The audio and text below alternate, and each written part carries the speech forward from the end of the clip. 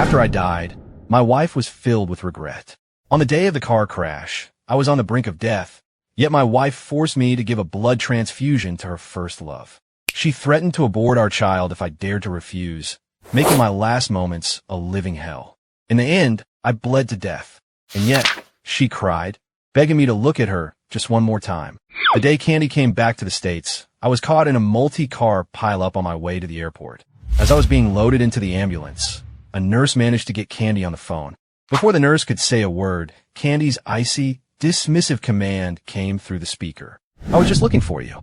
Julian needs a blood transfusion. Get over here now." Before I had a chance to speak, I began coughing up mouthfuls of blood. The nurse took the phone, her voice urgent. "Is this Sonny's next of kin? This is Chicago General Hospital.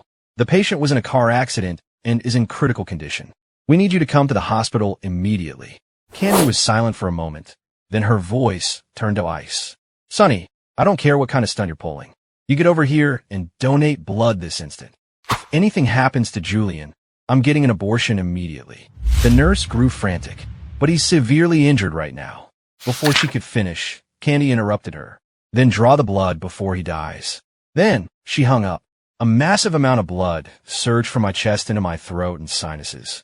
I couldn't breathe, so I started desperately swallowing it down. I wondered how a living, breathing person could say something so heartless.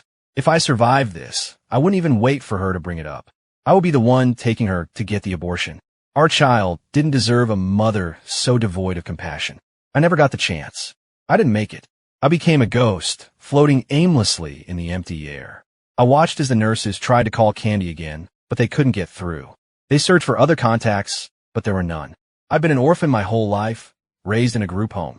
After the director passed away, Candy's parents, the Harrisons, took me in. Candy despised me from start, convinced I was stealing her parents' affection, and she tried everything to drive me away. Eventually, she grudgingly accepted my presence and even agreed to marry me. It was only after the wedding that I realized her true intention. She wanted me to be a personal blood bank for Julian. Thanks to her control and isolation, I had no friends, no one in the world but her. The nurses gave up and left my body in a morgue. My soul was trapped there with it. A wave of misery washed over me. "If I can't move on, I guess I'm stuck in this hospital forever," I muttered. "Wow, that sucks," a voice said. A ghost of a boy, maybe 12 or 13, floated up beside me. My eyes widened in terror. "A ghost!" I yelled. Where's the ghost?" he shrieked, looking even more frightened than I was. I stared, then cautiously pointed at him. It took him a second to understand. He pondered for a moment, accepted his new reality with a sigh, and said, "Sorry, I'm still new to this whole ghost thing." Then he chuckled. "But seriously, you're a grown man who's afraid of ghosts." I felt a flush of embarrassment. I hadn't always been this way. Years ago, when I first moved in with the Harrisons, Candy tried to get rid of me by leaving me alone in the woods deep in the night. The terrifying sounds from that night left a permanent scar. Ever since, I've been afraid of the dark and of ghosts.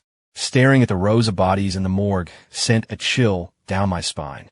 I couldn't stay there any longer, so the boy and I floated away. He told me his name was Leo.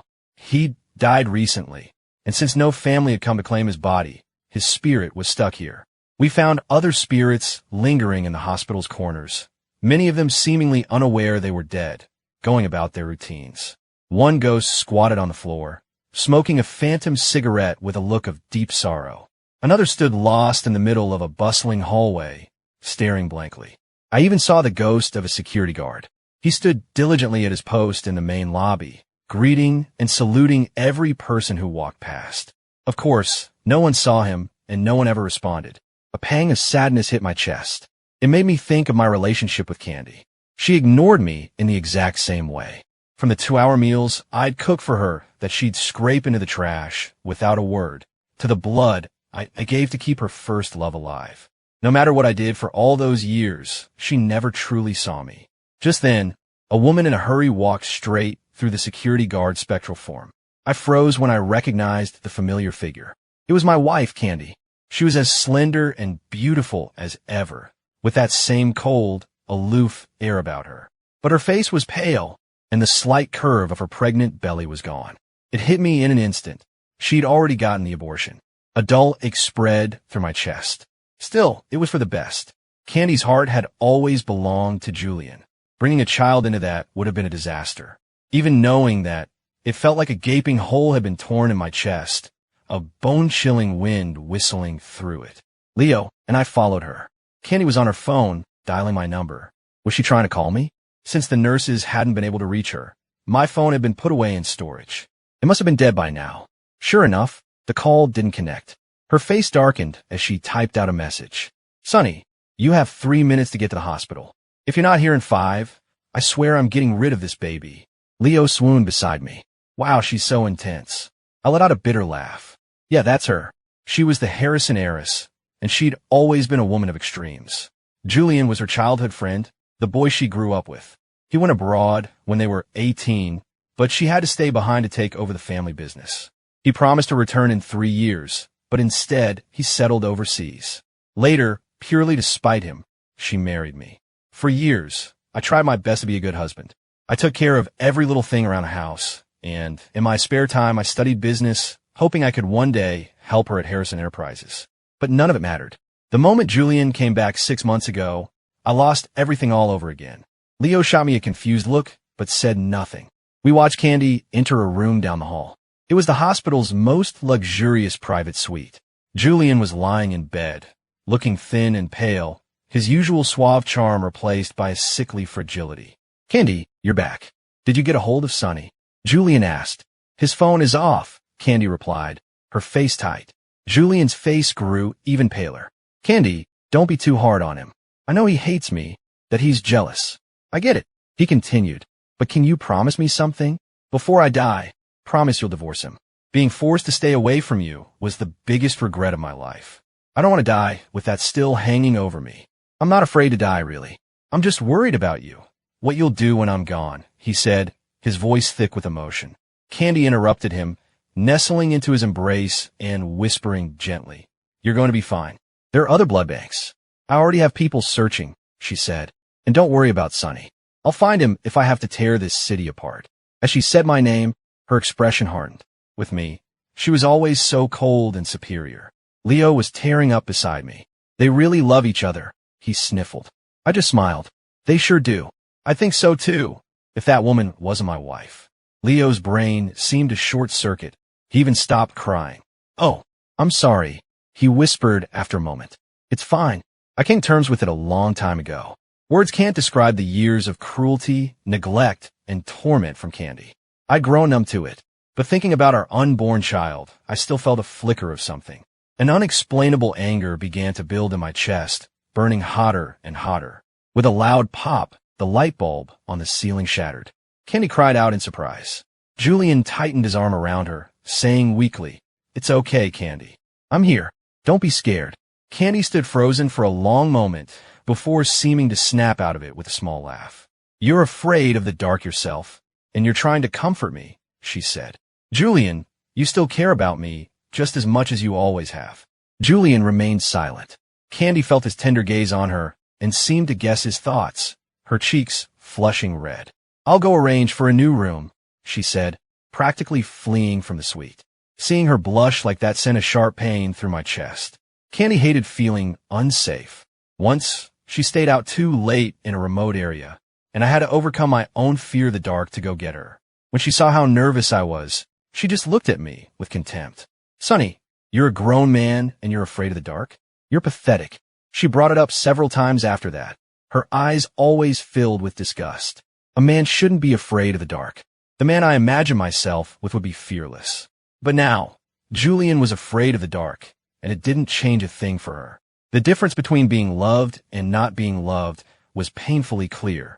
With only Julian left in the room, he sat up in bed, watching Candy's retreating figure. A smug, triumphant smile spread across his face, all traces of his earlier weakness gone.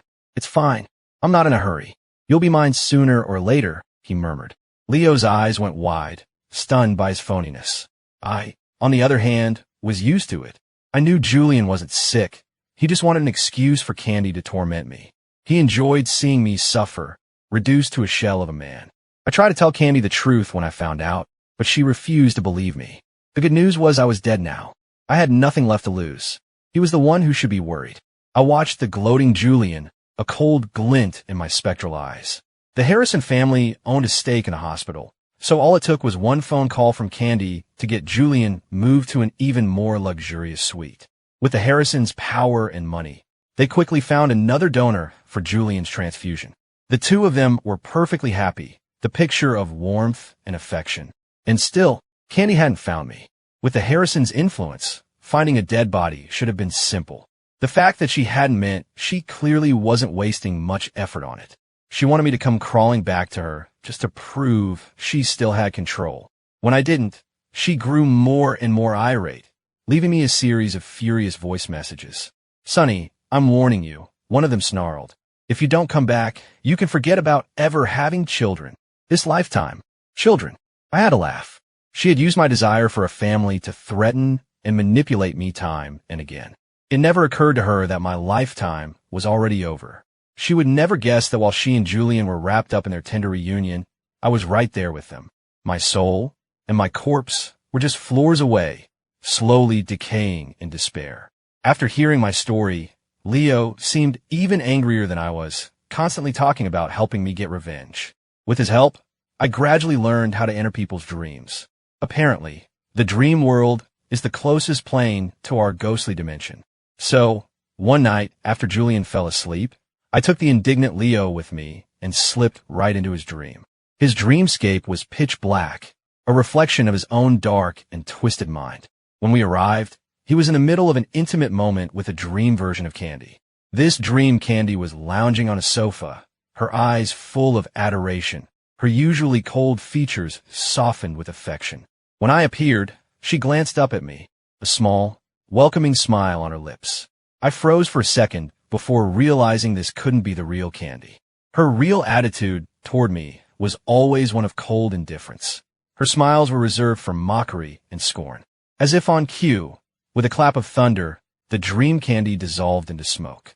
Julian saw us, and his eyes widened in stunned disbelief. "Big brother ghost, I'll get revenge for you." Leo shot me a wicked grin.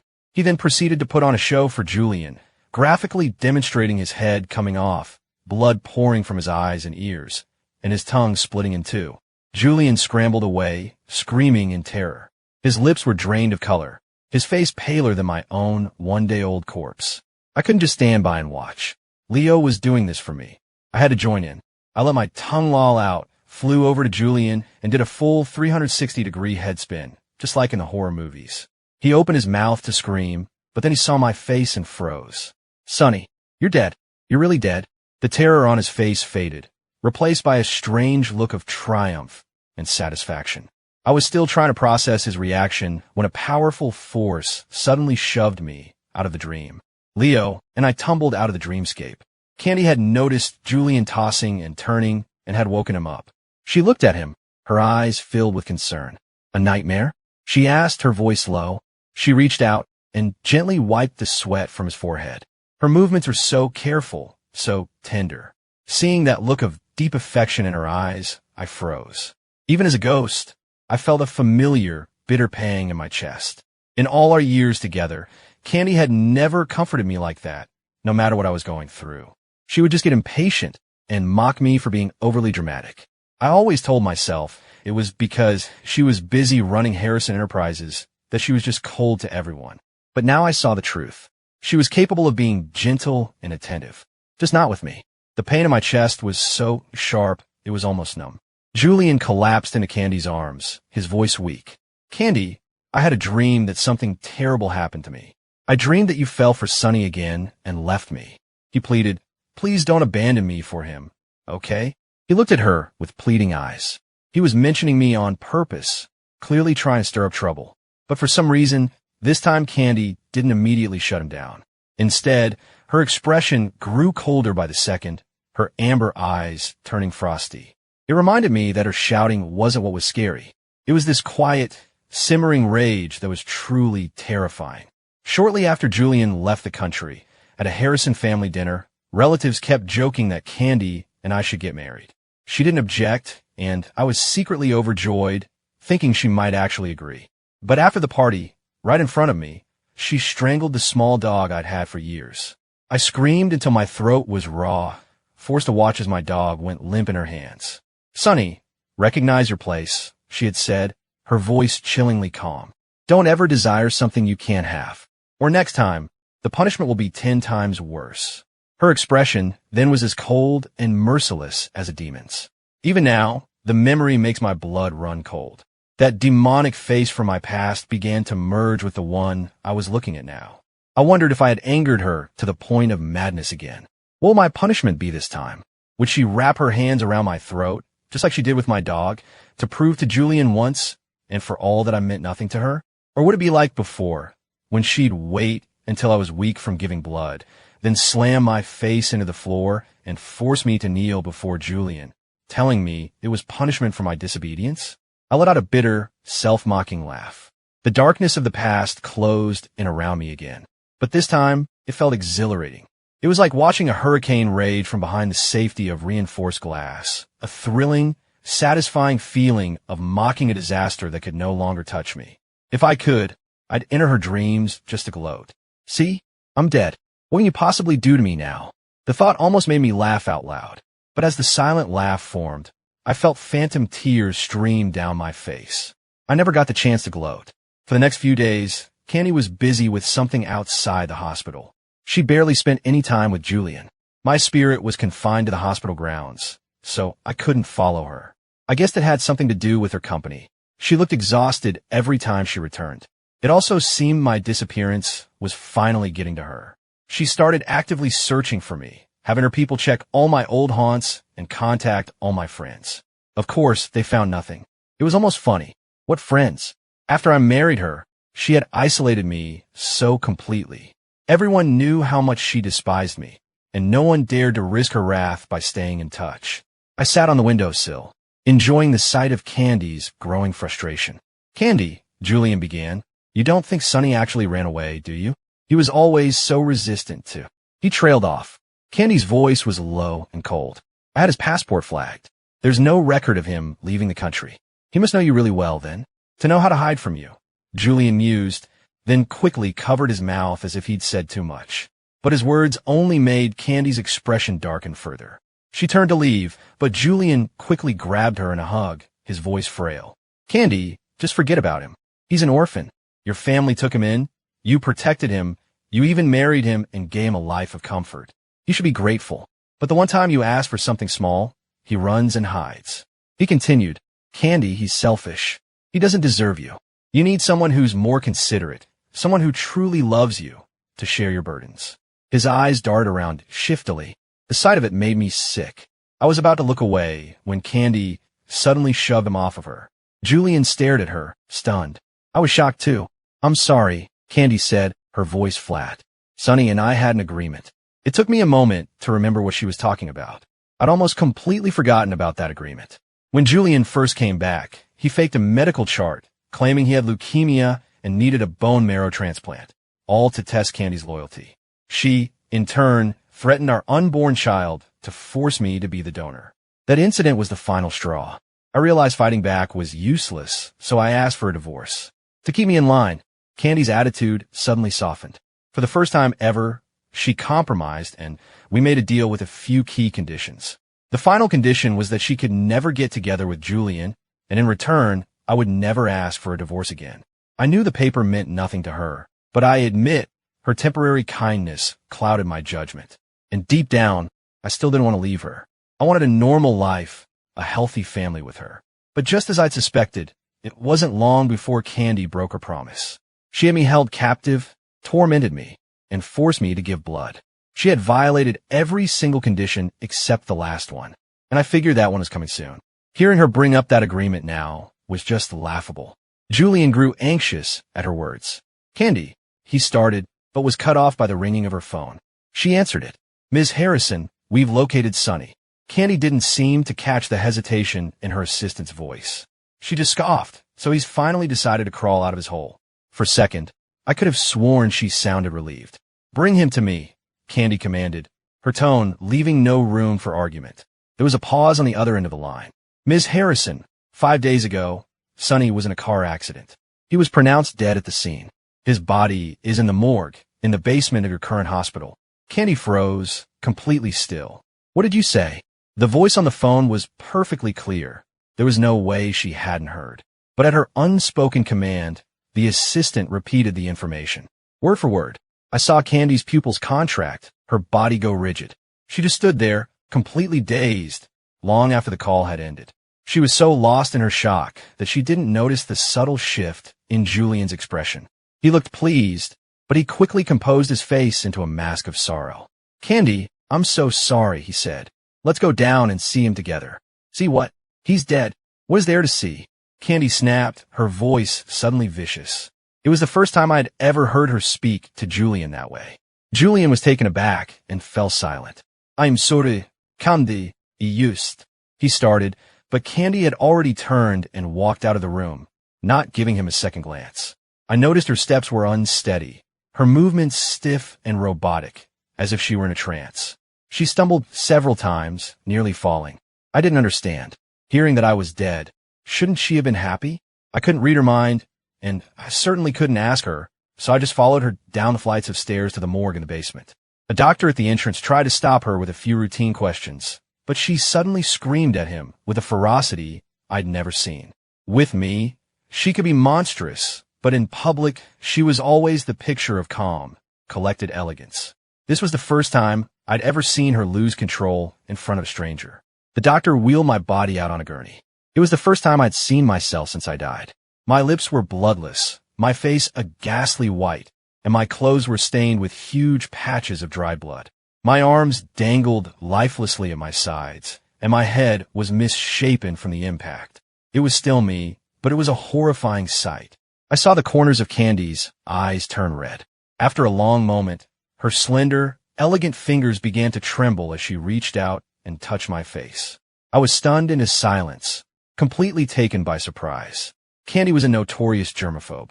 She once told me that because I came from an orphanage, even my blood was dirty. She never let me touch her when I was alive. But now, she didn't seem to care that I was a bloody, broken corpse.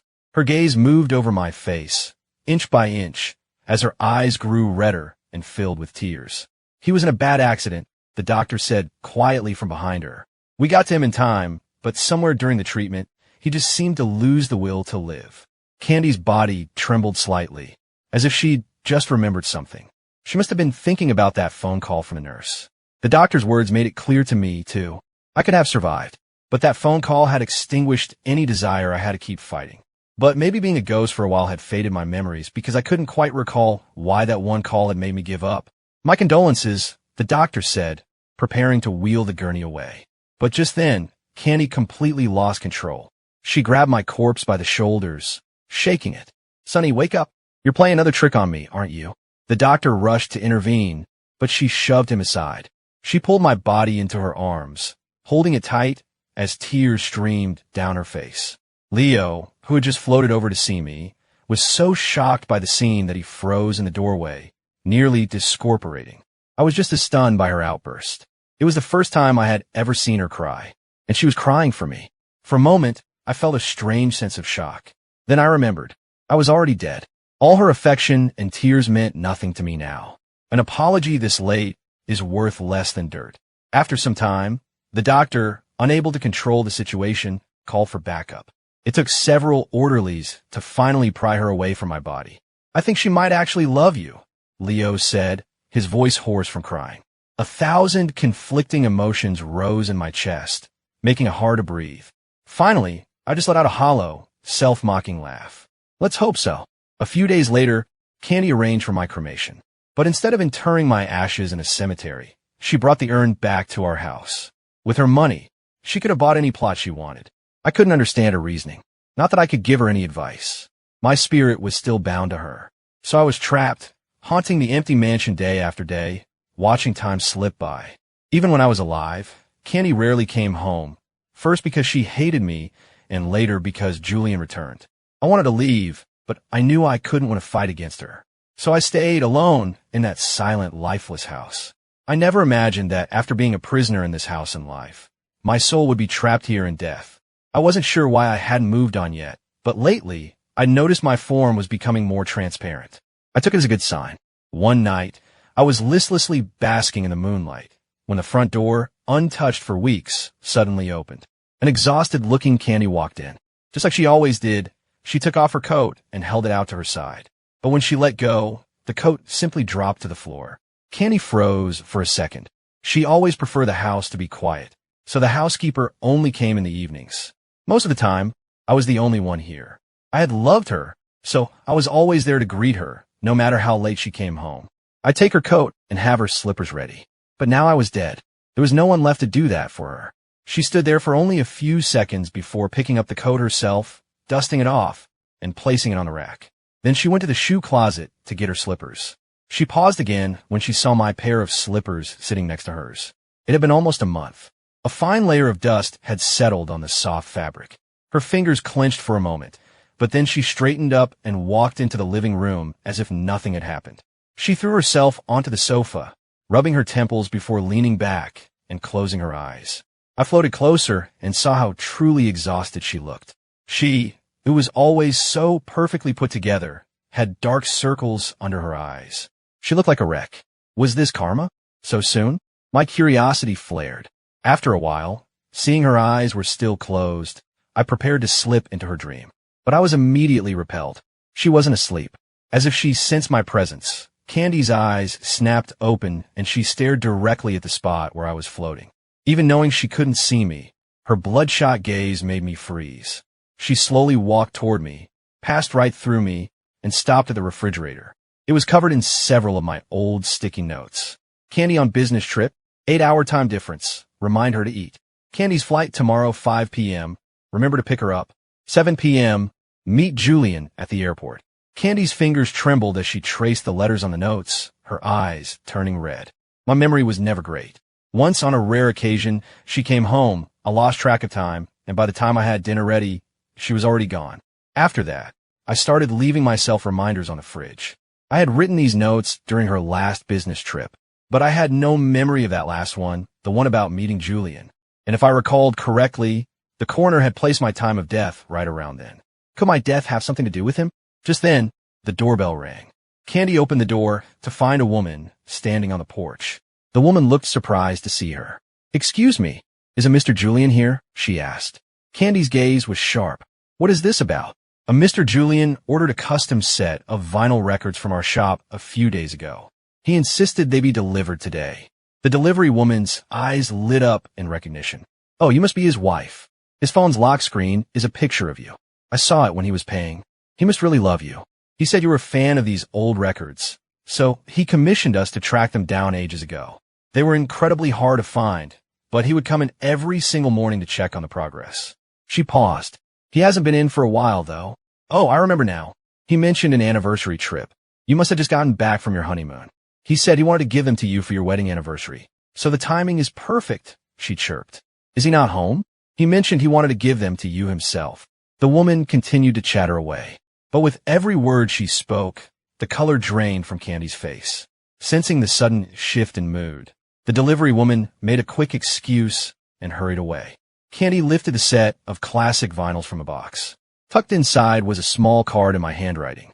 "For Candy, I hope you'll always be happy." It was only a few words, but she suddenly seemed to deflate, collapsing to the floor, clutching my gift and sobbing in her hands. I started to think Leo might be right. Maybe, just maybe, a small part of her had actually cared for me. She had stood up for me once. When we first got married, everyone knew the Harrisons had taken me in from an orphanage and that Candy despised me. No one respected me or treated me like her husband.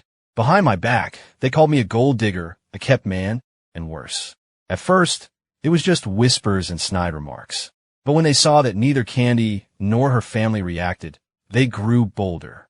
At one party, a group of rich kids openly mocked me and poured a drink over my head.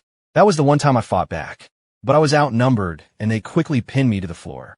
The ringleader pressed his shoe onto my face, his voice dripping with contempt. "You're nothing but Candy's unwanted pet. You think you can stand up to me? I could have you killed, and no one would ever know." I heard the Harrisons found him in an orphanage. A real stray. "No wonder Candy can't stand him." Another one chimed in. "Look at him now, like a pathetic drowned rat." They all burst out laughing. My face was being ground into the dirt, and I could barely breathe. Suddenly, Candy was there. Her bodyguards had the ringleader restrained in an instant. A cold sneer played on her lips. "Who did you just call a dog?" She was smiling, but her eyes were pure ice. The other guys scattered immediately. The leader, terrified, began to tremble and beg, insisting he was only insulting me and meant no disrespect to her. Candy ignored his pleas. Her dark eyes fell on the wine, staining my shirt. She picked up a nearby bottle of red wine, handed it to me, and uttered a single, cold command. Fool. She had never interfered in my problems before, but that night, everything she did was to defend me. In the weeks that followed, every one of those kids and their families faced severe consequences.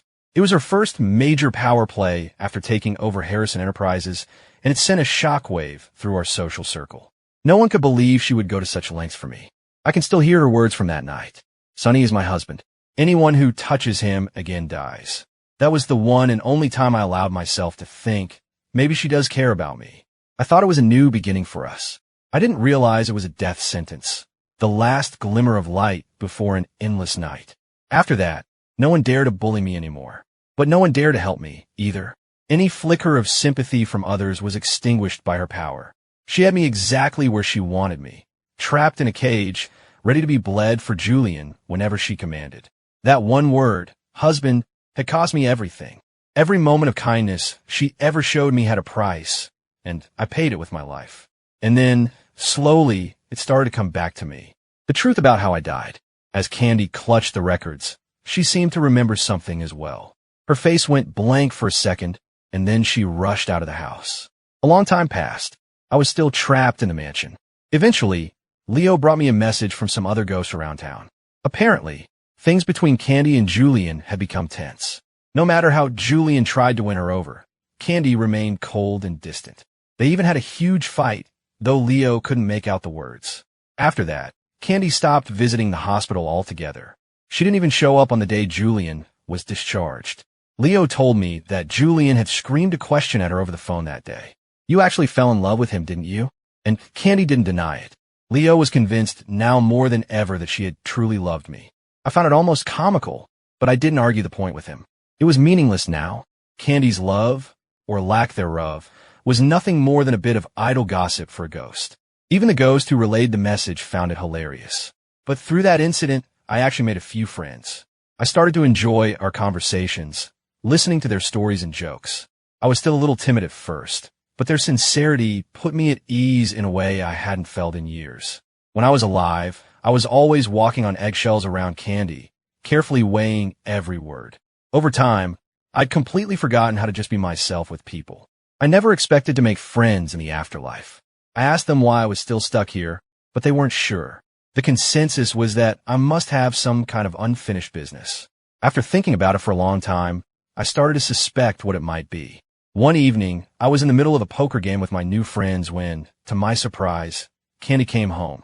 She was clearly drunk. The smell of alcohol hit me the moment she walked through the door. Before any of us could guess what was wrong, she stumbled into the bedroom, grabbed my urn, and collapsed, sobbing uncontrollably. My friend stared, speechless. The phantom cards I was holding fell right through my hands. Candy let out a guttural cry, slamming her fist against the wall in a frenzy. Why, Sonny? Why didn't you tell me? She screamed. Why are you torturing me like this? You promised you'd pick me up from the airport when I got back. How could you break your promise? How could you lie to me? Eventually, her rage subsided into a desperate plea. I'm sorry, Sonny. I know everything now, she whispered. It was my fault. It was always my fault. Please just come back. I'm begging you. She clutched the urn to her chest, her voice trembling and her lips pale. She sounded so broken, so humble. I could hardly believe this was the same woman who had so casually demanded my life for Julian. Candy, you can't bring him back. Stop torturing yourself like this. A new voice said, if Sonny could see you now, this isn't what he would want. It was Julian. I don't know when he arrived, but he looked far too comfortable in my home. I started to remember. She had brought him here once when I was still alive. I'd gotten jealous and told him to leave, but Candy just called me petty and explained that he was too drunk to go home. I relented, and she ended up staying by his side all night. After that, whenever Candy was out, Julian would take the opportunity to taunt me, bragging about how much she cared for him. I once recorded one of his taunts and sent the video to Candy, but she never even mentioned it. Julian rushed forward to help her up, but before he could touch her, she shoved him away, her expression glacial. Who let you in here? Get out. Her eyes were filled with a murderous rage. I was shocked. I never heard her speak to Julian that way. But he didn't seem surprised at all, almost as if he was used to it. He scrambled up from the floor and grabbed at her sleeve. Candy, I know I was wrong. I shouldn't have asked to meet with him, but I swear his death had nothing to do with me, he pleaded. You promised you'd always believe me, that you loved me. You said you'd be with me as soon as you left him. Have you forgotten everything you promised? He began to cry, but Candy's expression suddenly shifted, a strange calm washing over her. Thinking he was getting through to her, Julian reached for her hand again, but her next words stopped him dead in his tracks. So that's why you kept provoking Sonny, she said, her voice eerily calm. Julian's eyes widened in shock. How did you? Candy let out a bitter laugh. If I hadn't hired an investigator, I never would have known about all the little games you were playing behind my back. Her voice grew louder with each word. All these years, you lied about being sick, you made me torture him, you made me kill our child, and you drove him to his death. Julian, I swear I will make you pay for this. Candy, please, Julian began, but she cut him off. Don't you dare say my name. Get out of my house. Now, this was my home with Sonny. His spirit is probably still here, and I don't want him to have to look at your face for another second. Her gaze was cold and final. Julian was nearly hysterical. Candy, I didn't kill him. I swear his death had nothing to do with me. He kept trying to explain, but she wouldn't listen. I've already called the police, she said flatly. If you don't leave now, you can explain the truth of the matter to them yourself. As if on cue, the sound of sirens grew louder outside. A moment later, several police officers burst through the door and apprehended a frantic Julian. He screamed her name as they dragged him away, but Candy didn't even glance in his direction. My ghost friend were thrilled. That CEO is probably dying of regret right now, one said. But at least she cleared your name and got the guy who killed you. I shook my head. Julian didn't kill me, I said. I killed myself. Shortly after Candy had me imprisoned and began forcing the blood transfusions, I was diagnosed with a terminal illness. The doctor was blunt. With aggressive treatment and a positive outlook, I might have 6 months. Without it, I had less than a week. In other words, I was a dead man either way. So, after much thought, I decided that when Candy returned, I would arrange my own suicide. But I wasn't going to die for nothing. I made quiet arrangements. After my death, Candy would accidentally discover a trail of evidence, all pointing to two things: how much I had loved her and how thoroughly Julian had deceived her. Julian did ask to meet me that day, but he never intended to kill me. I planned the car crash myself. I was the only casualty, but the evidence would still point to him, because the last call I ever received was from Julian. I was making a bet, a final act of revenge, using my own life as the weapon. And it seemed my bet had paid off. At some point, Candy had gone to the kitchen and returned with a fruit knife. She pressed the cold blade against her wrist, her expression firm and resolute. Sonny, she whispered, I'm coming to be with you. She smiled, and then dragged the blade across her wrist with all her strength. Crimson blood sprayed across the room. My friends cried out in shock. None of us thought she would actually go through with it. And then, Candy saw me. She lost consciousness quickly, her spirit separating from her body. She stared at me for a moment, stunned. Sonny. Her hoarse voice was filled with a joyful surprise as she rushed toward me. I sidestepped her easily, looking her spectral form up and down with a sneer. How filthy. She froze, then looked down and began frantically trying to wipe the spectral blood from her wrist onto her clothes. I'm sorry, she said. That's not what I meant, I replied with a cold smile. She stopped, a look of understanding, then utter despair, crossing her face. Sonny, I'm sorry. I know I was wrong, she pleaded. Please, can you forgive me? Let's leave this place together. I'll never force you to do anything you don't want to do again. I'll never listen to anyone else. She begged, let me come with you. Just give me one more chance. She moved toward me again, her hand outstretched. But she couldn't reach me. My friends had formed a barrier in front of her, shielding me. It was the first time in my life I'd ever felt protected. How ironic that the person they were protecting me from was Candy, the woman I'd spent most of my life with. I looked at her with pure disgust. It's too late, Candy. Why? She cried, her eyes red-rimmed. I avenged you. I regret everything. I know I was wrong. Why can't you just give me one last chance? Watching her hysterical display, I felt surprisingly calm. So what? You admit you were wrong. You regret it. You've changed. Does that erase all the years of torment I endured? I made sure Julian, she began, but I cut her off. He wasn't the only one who tormented me. Why should he be the only one to face punishment? While you get to live in a fantasy where I forgive you. Julian may have lied to you, but you were the one who carried out the sentence. You were the one who refused to see the truth. I continued. I knew from the day we married how selfish you were. You married me to spite him, then blamed me for your own unhappiness.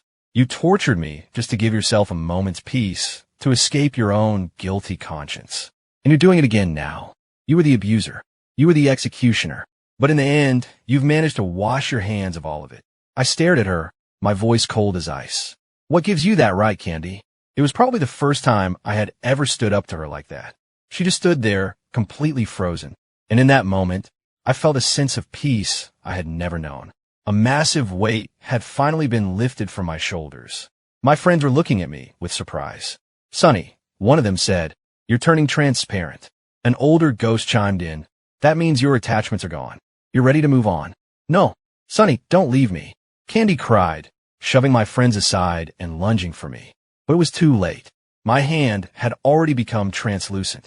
Her fingers passed right through me. As her gut-wrenching sobs filled the air, I whispered, Go back, Candy. It's time to face your punishment. In the end, Candy was saved. As Julian was being dragged into the police car, he realized she was serious about destroying him. So he decided to take her down with him. He accused her of a long list of illegal business practices.